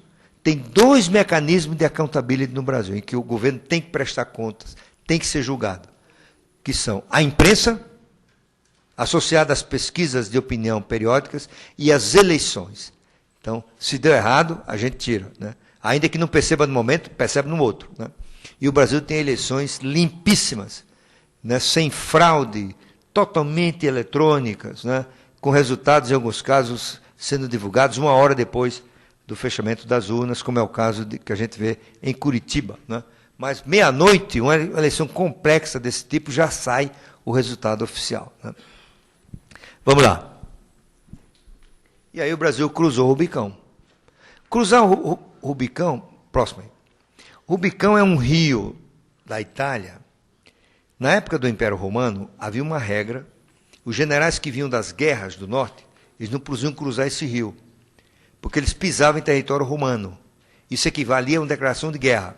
Júlio César cruzou o Rubicão e foi conquistar Roma. Né? Então, cruzar o Rubicão é dizer, não tem mais volta. O Brasil cruzou o Rubicão em 2 questões fundamentais. Estabilidade econômica e estabilidade política. Isto é baixo o risco, é baixa a probabilidade de o Brasil voltar a ser um país instável, com inflação fora de controle, ou um país autoritário, isto é, sem democracia. O desafio do Brasil para os próximos anos, décadas ou gerações, que é como ficar rico. Né? Como a gente vai fazer para se tornarmos um país rico? Será que vai acontecer? Não é fácil. Né? Mas, próximo, o Brasil já está na antessala dos países ricos. Ora, o professor Douglas North, para citá-lo de novo, ele calcula que tem apenas 25 países ricos no mundo. 25. Nos últimos 100 anos, só um país entrou nesse clube. Foi o Japão. E provavelmente o outro está entrando agora, que é a Coreia do Sul. Agora, na antessala, já tem um bocado. O Brasil está nesse grupo. Brasil, México, Chile, Malásia, China e assim por diante. Né? Índia, talvez a Rússia. Quem é que vai entrar dessa turma? Ninguém sabe. Quem é que vai receber a chave? Né? O ticket. Depende muito de educação, de reformas, de liderança, de sorte. A sorte está presente em todos os processos, né, de evolução, a sorte, o acaso e assim por diante. Né? Mas ter entrado nesse clube, puta, já é uma grande coisa. Né? O que significa o seguinte, resumo disso aí. Olha, os governos que não têm boa gestão, quando tinha isso no passado, o país perdia o rumo. Agora, o país perde oportunidade. Cresce pouco, mas não retrocede. Então é isso, né? Se você olhar o Brasil da perspectiva dessas transformações mentais e institucionais, você pode até dizer, olha, a gente vai para um período medíocre, vai crescer pouco nos próximos anos, mas não vamos perder o rumo. E aí nós temos tudo para continuar sendo otimistas com o futuro do país. Muito obrigado.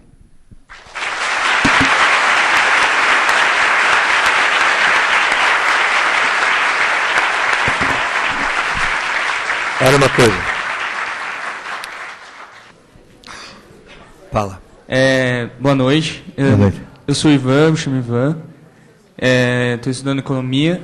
E sobre esse assunto das instituições do Brasil, eu entendo o otimismo. Eu acho que realmente a gente evoluiu bastante nos últimos anos. Mas uma coisa que me preocupa, principalmente nos 3 primeiros...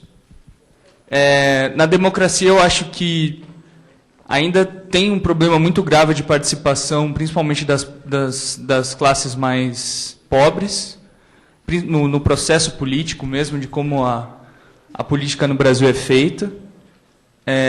Tem um problema de laicidade, talvez, no Estado, a força que as igrejas têm no Congresso Nacional. No judiciário, ele pode ser independente, mas eu acho que a justiça ela não é para todos, o acesso à justiça. Hoje a justiça no Brasil ela é cara, você precisa ter um advogado competente, o sistema de defensoria pública no Brasil não é conhecido pela eficiência. E a questão da imprensa livre, também acredito que ela seja livre, independente, mas ela também está na mão de poucas pessoas. Ela está concentrada. E eu queria que o senhor talvez desse uma opinião sobre esses assuntos. Olha, eu concordo com quase tudo que você falou aí, né? E por isso que eu fiz a ressalva que a gente ainda não tem a democracia com o nível de qualidade da democracia inglesa, da democracia americana, né? Até porque eles são herdeiros de tradições distintas da nossa, né? É sempre bom lembrar, a democracia inglesa levou séculos para ser construída, né? Até o século XX, não se poderia dizer que a Inglaterra era democrática. Embora ela tenha começado a destruir o absolutismo dos reis, os reis perderam o poder absoluto em 1689, entre 1688 e 1689. Mas naquela época já tinha um parlamento. Mas só quem votava era conde, barão, né? Baronesa, padre, bispo, e grandes ricos, né? Os grandes comerciantes. A Inglaterra levou mais de 200 anos aprimorando esse processo, né? E só concluiu em 1927 com o voto das mulheres. As mulheres não votavam. Então, a democracia inglesa era só metade que participava, né? Então, o Brasil está, né, nesse sentido, até mais amplo do que era a democracia inglesa de um século atrás, né? Agora, a questão da participação dos evangélicos, tudo isso é problema. Mas, se você for olhar direitinho, todas essas questões elas dependem de uma maior participação do cidadão. Isso tem a ver com educação. Certo? Quer dizer, o desafio do Brasil, que vai melhorar muito as instituições, é a melhoria da educação. Porque o cidadão educado ele é mais participativo, ele exige mais, né? Ele participa mais, ele investiga mais, ele fiscaliza mais, né? Então, a mesma coisa no judiciário, né? O judiciário é um poder muito hermético. O número de recursos que existe no judiciário, né? O rico não vai para a cadeia porque ele está recorrendo o tempo todo, né? E ele tem como pagar bons advogados, né? Então, a justiça em todo mundo tem defeitos como esse. O pobrezinho na Inglaterra, nos Estados Unidos, também não tem acesso, né? Mas tem mais acesso do que o pobre aqui, porque a coisa é mais bem estruturada. Então, mesmo assim, a gente não tem retrocesso. com todos os defeitos, é melhor do que na época da ditadura. A mídia, aí eu acho que é discutível, sabe, se realmente a mídia no Brasil, essa é uma tese esposada sobretudo pelo PT, né, de que você tem a mídia fechada num grupo pequeno de famílias e eles dominam o noticiário, eles direcionam o noticiário. Eu acho que não há nenhuma prova disso no Brasil. Certo? Porque, embora você tenha o Estadão com a família Mesquita, a Folha com a família Frias, na verdade você tem ampla competição. O que importa é a competição e não a propriedade. Entendeu? Então, a Folha, se possível, passa o Estadão para trás o tempo todo. Né? Ela vai dar o furo que o Estadão não tem. A Veja, se ela puder, ela passa a época para trás. A Veja busca o furo. Né? Então, eu acho que mais importante do que essa questão do controle está a competição. E a gente não vê no Brasil a família orientando o jornal. A família pode ter opinião. Isso aí qualquer um tem. A família dona do New York Times tem sua opinião. E expressa essa opinião no editorial. Né? Que é aqui no Brasil, o editorial do Estadão, que são dos melhores. Né? Mas a redação é plural. Você tem lá o cara de esquerda, o cara de direita. Isso é uma coisa que os donos de jornal no Brasil sempre cultivaram. Né? A você ter a divergência, a diferentes opiniões. Inclusive, no auge da ditadura, jornais conservadores como o Estadão e o Globo, eles tinham em suas fileiras, entre seus repórteres, pessoas com visões de mundo das quais eles discordavam. Faleceu recentemente o doutor Rui Mesquita. Se você ler o necrológio dele, as matérias que saíram sobre ele, vê quantas vezes ele interveio para evitar que um repórter do Estadão fosse preso em condições autoritárias. Né? Ele acompanhou as pessoas, ofereceu até a casa dele para repórteres que eram da extrema esquerda. Né? A percepção de que a diversidade de opiniões é fundamental para a qualidade do jornal. Então, eu realmente não concordo com essa ideia de que a mídia no Brasil precisa de um controle social. Né? Eu acho que cada vez mais ela é competitiva. Como diz a revista The Economist, a imprensa brasileira é muito competitiva. Na TV, né? Vê aí a luta de Record, de SBT por audiência. Né? A própria Globo está perdendo audiência, porque a concorrência está nos seus calcanhares. Certo? Obrigado. Mais um aqui? Aqui. Bom, boa noite, meu nome é Cauê Martins. Bom, a minha pergunta é, com a política monetária expansionista que está sendo adotada pelos Estados Unidos e pelo Japão, que a favorece um pouco, que desvaloriza a moeda e favorece um pouco as exportações, e, consequentemente, os preços desses produtos que eles estão exportando. Então, a minha pergunta seria e fora isso, além dos subsídios agrícolas que a Europa pratica. Então, a minha pergunta é se é necessário no Brasil uma pequena intervenção no câmbio, dado essa política monetária agressiva, sem contar a China. E uma segunda pergunta é se seria necessário uma proteção na indústria, porque os produtos se tornam mais baratos. E que em algum momento da história, como na Inglaterra, que a indústria têxtil ela surgiu com base no protecionismo promovido pelo parlamento inglês. E, fora isso, os Estados Unidos também eles praticaram uma proteção à indústria deles, e a Alemanha. Então, se seria, no caso, uma política que poderia ser adotada no Brasil, um certo protecionismo para adquirir competitividade. Eu quero deixar claro que eu também não tenho a opinião formada sobre esse assunto, totalmente... Bom, você tocou num monte de coisa aí, e que se refere a diferentes momentos de um país e até da história. Né?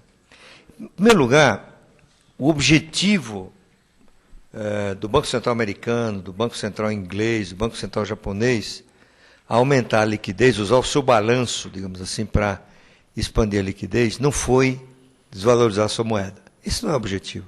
Esse é o efeito. O objetivo foi evitar a depressão. Há vários estudos mostrando que a depressão dos anos 30 não deveria ter acontecido. E ela aconteceu por erros do Banco Central. Milton Friedman fez um livro clássico sobre isso, A História Monetária dos Estados Unidos. O presidente do Banco Central americano, do Fed, o Ben Bernanke, que é um grande economista, professor de Princeton, ele é um dos grandes estudiosos da Grande Depressão. E ele sabe mais do que ninguém que foi o Banco Central. Então, o que ele fez? A depressão não vai acontecer comigo no Banco Central. Não é? Inclusive, havia uma crença de que o Banco Central, até num certo ponto, ele perderia, a política monetária perderia ação. Porque você não pode baixar os juros abaixo de zero, nominais, tá certo? E o Bernanke encontrou maneiras de ação de política monetária através de uma compra maciça de papéis públicos e de créditos do sistema privado, né? E com isso ele inundou os mercados com liquidez. E o governo aqui chamou isso de tsunami monetário, guerra cambial. Com todo respeito, tudo isso é bobagem, certo? É como se você dissesse assim, olha, eu prefiro que os americanos deixem o país entrar em depressão, não é? Porque se alguma coisa pode se dizer é que essa política evitou a depressão. E os Estados Unidos estão entrando, como a gente viu aqui, em processo de recuperação. E o efeito colateral foi a desvalorização da moeda americana, mas não o objetivo principal. Então, sob esse ponto de vista, eu acho que isso dá legitimidade a governos como o do Brasil de intervir no câmbio, sim. Não como eles fizeram aqui, fixar uma faixa, né, para o nível da taxa de câmbio, mas evitar a excessiva o efeito da excessiva liquidez na economia brasileira. Eu não sou contra a intervenção do câmbio e controle de capitais. Eu acho que, nesse caso, tem que controlar capitais, né? Os mais ortodoxos economistas admitem que controle de capitais vale em situações como essa, que o governo brasileiro fez, né? Criando restrições para a entrada de capital de curto prazo através da tributação com o IOF de certas transações. Sobre a questão do protecionismo, sim, vários países, exceto a Inglaterra não é um exemplo de protecionismo. A Inglaterra é um exemplo de livre mercado, né?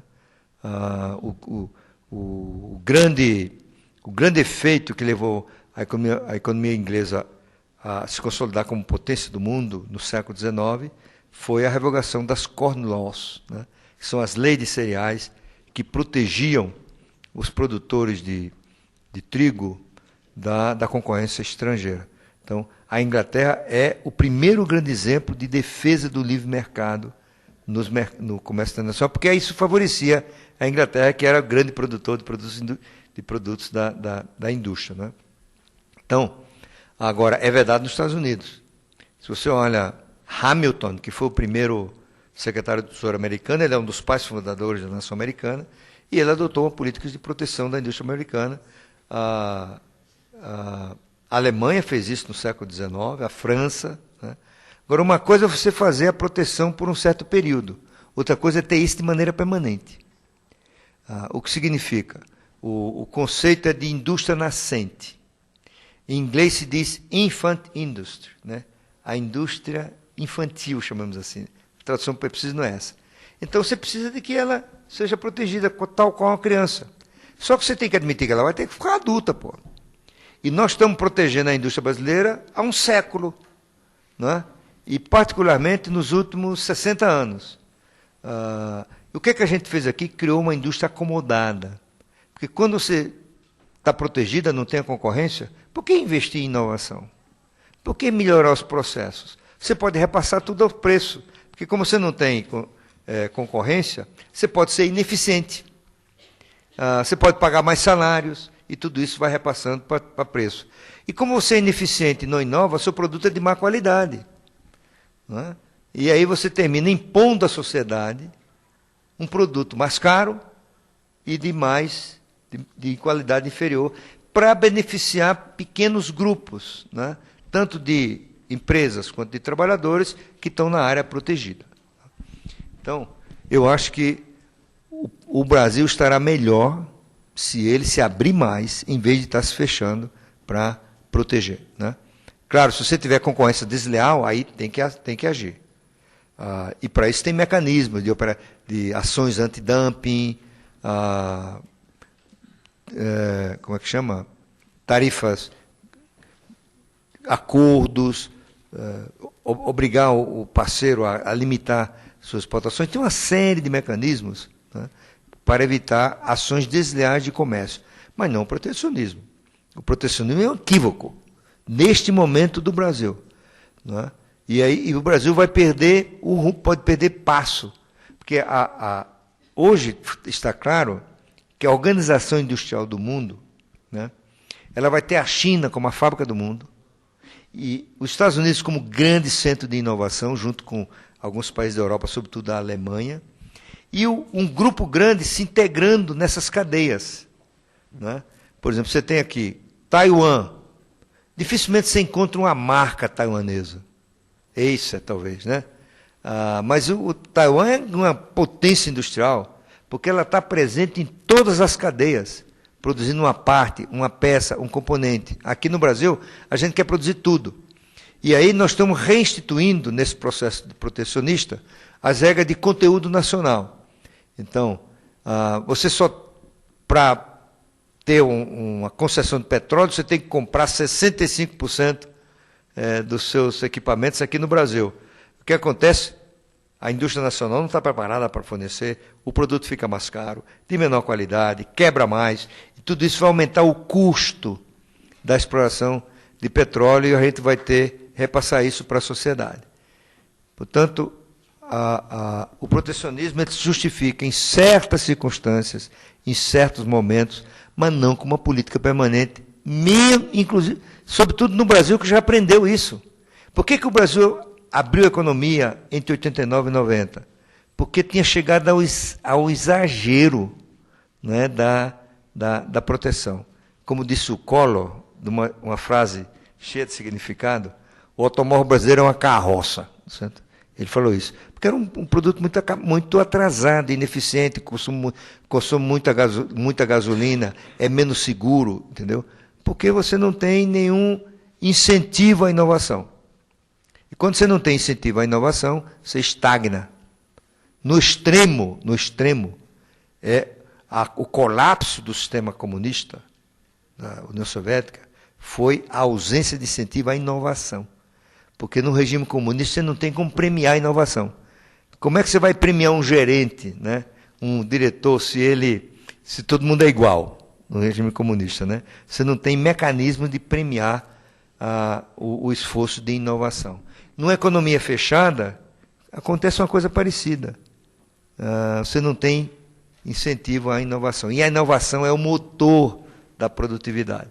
Vocês já devem estar estudando já o Schumpeter, que é um economista austríaco, né, que tem uma frase clássica, que é a destruição criativa, né? Ele mostrou que o sistema capitalista é isso. Você vai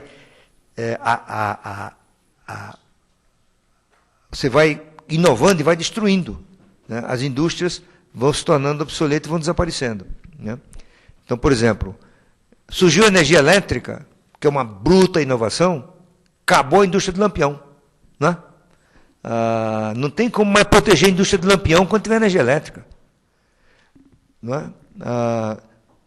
Teve uma moda de chapéu, aposenta o guarda-chuva, enfim, tem um monte de coisas, né? Por exemplo, a internet acabou, vai acabar o papel, pô, em muitas coisas, né? Vai acabar a carta, você vai fazer tudo, a carta vai se restringindo a coisas cada vez menores. Então, se você fosse viver de vender lampião com a energia elétrica, ele quebra, né? Então ele tem que pensar em outra coisa, lampião para decoração, né? Lampião para usar a fábrica dele para gerar outro produto, mas não o lampião para iluminação das ruas. Certo? É isso. Vamos fazer o seguinte, olha, vou responder mais, que horas são? Vou responder mais duas, tá? Senão a gente fica aqui. Temos outro compromisso. Mais duas. Vai lá. Meu nome é Rafael. Queria saber a sua opinião sobre a atual comunicação do BC. Boa pergunta, hein? Eu acho que é uma comunicação deficiente, né? Provavelmente está melhorando com essa decisão de inaugurar um ciclo de política monetária com aumento da Selic.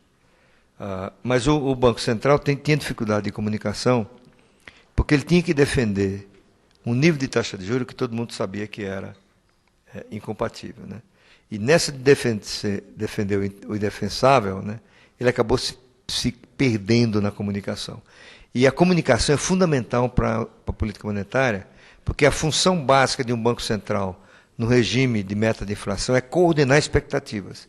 Se ele tem a má comunicação, ele perde credibilidade, ele não coordena expectativa. Então, o custo, né, da política monetária aumenta, porque, como ele não coordena expectativa, elas se dispersam, né, e a inflação fica mais fácil, digamos, para ela de se expandir. Enfim, eu acho que está melhorando, mas não é boa. Obrigado. Sim. Fala que eu te ouço daqui. Meu nome é Henrique, boa noite. O senhor comparou o Brasil e a Argentina, mas ultimamente na mídia tem tido uma outra comparação com um outro país da América Latina, que seria o México. Tem se falado que talvez o México seria a bola da vez na América Latina. Eu queria que o senhor comentasse a comparação, se o senhor realmente acredita que tem esse processo em curso. Não, eu comparei o Brasil com a Argentina no sentido positivo para o Brasil, né? De que o Brasil tem instituições que inibem uma trajetória argentina. E no caso do México, nos últimos 6 meses, 1 ano, a percepção tem sido crescente de que o México está caminhando numa direção melhor do que a do Brasil. Por que isso? Porque tem um novo presidente.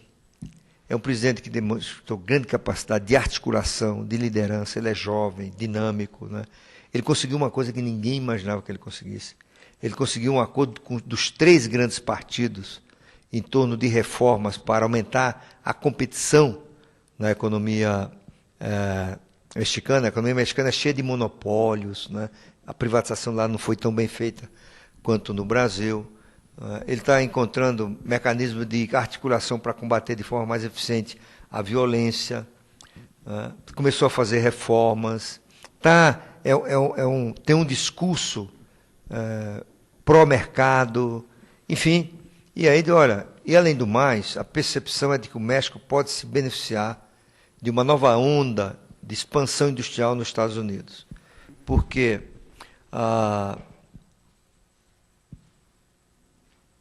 como é que chama? Ai, caramba, esse desastre que teve agora de Fukushima, né? Do tsunami, aqueles tsunami que teve na Ásia, que tiveram na Ásia recentemente, puseram muito em dúvida essa questão do just in time, né? Ou seja, a indústria produz só o essencial e terceiriza. Então, eu vou ter uma indústria nos Estados Unidos e às vezes terceiriza tudo, como o iPhone. O iPhone é 100% produzido na China. E o que começou a se verificar é que interrompeu o suprimento por causa do tsunami. Outra coisa que está ficando cada vez mais claro é que a China caminha para privilegiar o consumo doméstico cada vez mais. O consumo na China representa 35%, 40% do PIB só.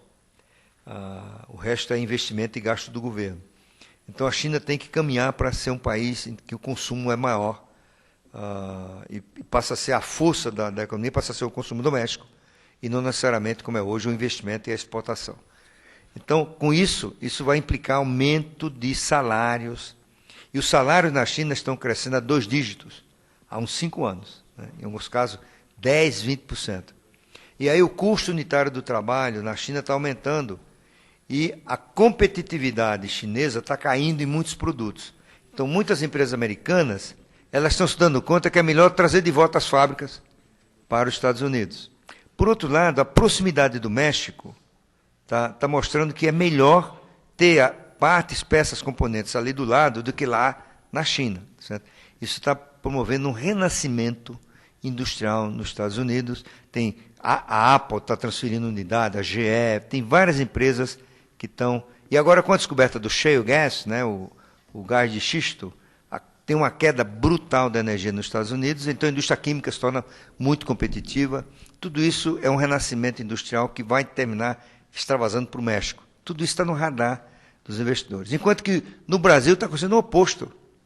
O Brasil é intervenção desastrada, controle de preços, protecionismo, essa coisa que eu falei aqui. Então as pessoas estão fazendo a seguinte comparação. O Brasil pode não desandar, tudo indica que não vai desandar, mas não existe muita oportunidade lá, porque vai ser um país de baixo crescimento. Enquanto que o México vai ser um país de alto crescimento. Então, as oportunidades estão mais no México hoje, de investimento em portfólio, de investimento em indústria, investimento em serviços, do que aqui no Brasil. O México está ganhando essa parada, com certeza. Tem gente aqui no Brasil dizendo que ótimo, né? Ótimo, porque significa que o Brasil está fazendo certo e o México errado, né? Tem um economista famoso que escreveu um artigo nesse sentido.